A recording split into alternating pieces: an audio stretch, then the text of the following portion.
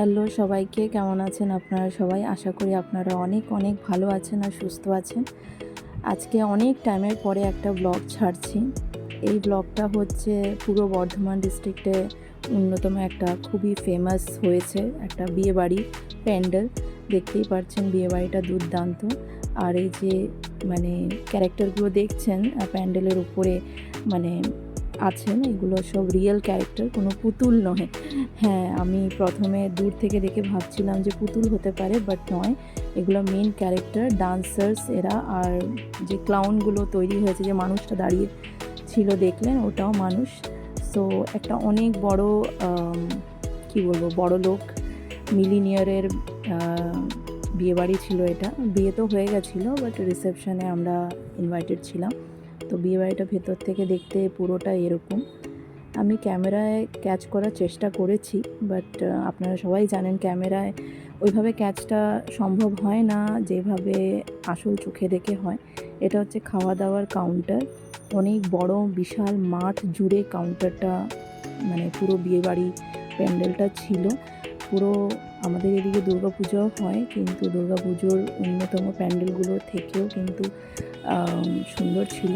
আমার মা সামনে সামনে যাচ্ছে, তো যেহেতু আমি ব্লগ করছিলাম তাই আমি জুস নিতে পারিনি। যে মানুষগুলোকে দেখছিলেন একটু সেজে গুজে, তারা জুস সার্ভ করছিল দেখুন। তো বলে দিই, এই বিয়েবাড়িটা খুব ফেমাস হয়েছে, ফেসবুক ভাইরাল হয়েছে। তো এই বিয়েবাড়িতে দেখুন, এদিকে হচ্ছে যেখানে ব্রাইড আর গ্রুম বসেছিল, তো মাঠের একদিক থেকে আরেক দিক পুরো যেতে হচ্ছিল, তাই মা ভিড় কেটে যাচ্ছিল। এখন আমার মা স্টেজে উঠে গেছে, আর মা হচ্ছে যে গিফট দিতে যাচ্ছে। আমারও খুব যাওয়ার ইচ্ছা ছিল যে যাব, একটা ছবি তুলবো বা সামনাসামনি দেখবো তাদেরকে, কিন্তু এত ভিড়ের জন্য আর এত সিকিউরিটির জন্য সেটা সম্ভব হয়নি। এবার চলে আসি খাওয়ার কাউন্টারে। খাবারের প্রচুর স্টার্টার ছিল, রয়্যাল ক্যাটারার ছিল রিসেপশনে। এটা হচ্ছে ফ্রুটসের ককটেল, আইসক্রিম, ফুচকা, মকটেল, এগুলো ছিল এক সাইডে। আর আরেক সাইডে ছিল এই ধরনের স্টার্টার, কাবাব, হরিয়ালি কাবাব, চিকেন কাবাব, রেশমি কাবাব, তারপরে গোল্ডেন ফিশ ফ্রাই। যেহেতু আমরা 8টার দিকে পৌঁছেছিলাম, তাই প্রচণ্ড ভিড় ছিল, তখন ডিনারের টাইম হয়ে যায়। ভেজেরও ডিশ প্রচুর ছিল, ভেজ মাঞ্চুরিয়ান আমি নিয়েছিলাম। আর এটা হচ্ছে পুরো ভিড়। এদিকে অর্কেস্ট্রাও ছিল, কিছু ফেমাস সিঙ্গার্সরা এসেছিলেন, এদিকে অনেক সুন্দর সুন্দর গান পরিবেশন করছিলেন। আমার খুবই ভালো লাগছিল, আমরা অনেকটাই এনজয় করেছি, দারুণ লাগছিল। এই দেখতে পাচ্ছেন সবাই এখন খাবারের জায়গার মধ্যে ঢুকে, প্রচুরভাবে লাইটিং ছিল, প্রচুর সুন্দর, বলতে পারেন এই বিয়েবাড়িটা ডেকোরেটেড ছিল পুরো একটা অনেক অনেক বড় একটা ফুটবল মাঠ জুড়ে ছিল। বিয়েটাও এদিকেই হয়েছিল আর রিসেপশনটাও এদিকে হয়েছিল, কিন্তু বিয়ের দিন আলাদা রকমের প্যান্ডেলের ডেকোরেশন ছিল, রিসেপশনের দিন আলাদা রকম ছিল। ছেলে আর মেয়ের উভয় পক্ষেরই ফ্যামিলি মেম্বার্স, অনেক বড় গোল্ড বিজনেস তাদের রয়েছে সাউথ ইন্ডিয়াতে, তাই জন্য তারা অনেক বড় বিলিনিয়ার। আর বিয়েবাড়িটা একটা গ্রামের অন্যতম বিয়েবাড়ির মধ্যে একটা, আমি তো তাই দেখলাম। প্রচণ্ড গরমও লাগছিল। তো এটা হচ্ছে আমি আমার পুরো মেকআপ ঘামে ভিজে হয়ে গেছে, ক্লিপও নিতে পারছিলাম না, এত ভিড় ছিল। তো যাই হোক, এটা আমি নিতে পারলাম। যদি আমার জুয়েলারি আর ড্রেসের ব্যাপারে কেউ জানতে চাও, কমেন্ট করবে, আমি নিশ্চয়ই জানিয়ে দেবো যে আমি কোথা থেকে নিয়েছি। এটা হচ্ছে মেনু, অভিক আর স্নেহার বিয়ে ছিল, আমি এটা বলতে ভুলে গেছি। এটা ছিল মেনু কার্ড। এটা হচ্ছে মেন কোর্সের মেনু, স্টার্টারের মেনু তো খেয়ে শেষ করা যাবে না। তো এটা আমাদের নবদ্বীপের রয়্যাল ক্যাটারার থেকে ছিল। এটা আমি বলে দিই, নবদ্বীপ ধাম আপনারা অনেকেই হয়তো জানেন। নবদ্বীপ ধামের পাশে অবস্থিত একটা জায়গা আছে পূর্বস্থলী। পূর্বস্থলীতে পারুলিয়া বলে একটা গ্রাম আছে, যারা এদিকের আশেপাশে থাকেন তারা নিশ্চয়ই জানবেন। ওই দিকেরই একটা বিয়ে এটা।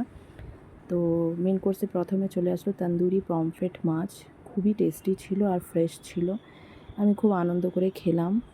তারপরে আসলো নান আর চিকেন আচারি।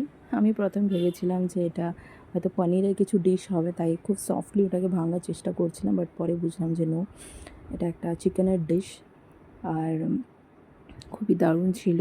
তারপরে সাদা ভাত আসলো আর মুগ ডাল আসলো, আর তার সাথে তোপসে ফ্রাই এসেছে। খাবার দাবারগুলো গরম ছিল, প্রত্যেকটি আইটেম ফ্রেশ ছিল আর খুবই ভালো ছিল।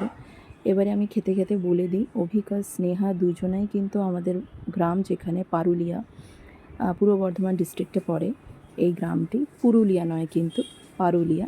তো অভিক আর স্নেহা দুজনাই কিন্তু এই গ্রামেরই, তবে তারা বিজনেস সূত্রে ব্যাঙ্গালোরে থাকে, ওদিকেই পড়াশোনা ওদের, ওদিকেই ওদের বিজনেস।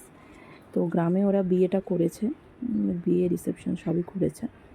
তো ওদেরকে ছোটো থেকেই দেখেছি, আর মানে বিয়েবাড়িটা খুবই সুন্দর, মানে স্বপ্নের মতন বিয়ে। প্রত্যেকটি মেয়ে, প্রত্যেকটি ছেলে, ইনফ্যাক্ট প্রত্যেকটি মেয়েরই ইচ্ছা থাকে, তার ফ্যামিলির ইচ্ছা থাকে একটু সুন্দর করে বিয়ে দেবো নিজের মেয়েকে। তো খেতে খেতে দেখুন একটা কাতলা মাছের কালিয়া চলে আসলো। মাছটা খুবই টেস্টি ছিল, আর আমি যেটুকু ভাত নিয়েছিলাম সেই ভাতের সাথেই মিলিয়ে মিলিয়ে খাওয়ার চেষ্টা করছিলাম। আর মাছের পিসটা অনেক বড় ছিল। তারপরে সবারই ফেভারিট আমাদের বাঙালিদের হচ্ছে ইলিশ মাছের তেল ঝাল। তেলটা দুর্দান্ত ছিল। যদি আমি বাড়িতে খেতাম তাহলে তেল দিয়ে পুরো ভাতটা খেয়ে নিতাম। ইলিশের ডিম দেখে তো আমার যা লোভ লেগেছিলো, আমি ভাবছিলাম যে আবার আরেকটা নিয়ে নিই, কিন্তু সত্যি কথা বলছি পেটে আর জায়গা ছিল না। আর কি বিয়েবাড়িতে ঢুকেইছিলাম 8টা, 9টা, 9:30 অবধি স্টার্টারই খেলাম। তারপরে কী আর খাবো, 10টা বেজে যাচ্ছিলো, আর এত ভিড় ছিল যে খেতে না বসলে আর হয়তো খেতেই পেতাম না। তারপরে বাসন্তী পোলাও আসলো, আর সবথেকে ফেভারিট, যেটা আমাদের অনেকেরই ফেভারিট, সেটা হচ্ছে মাটন।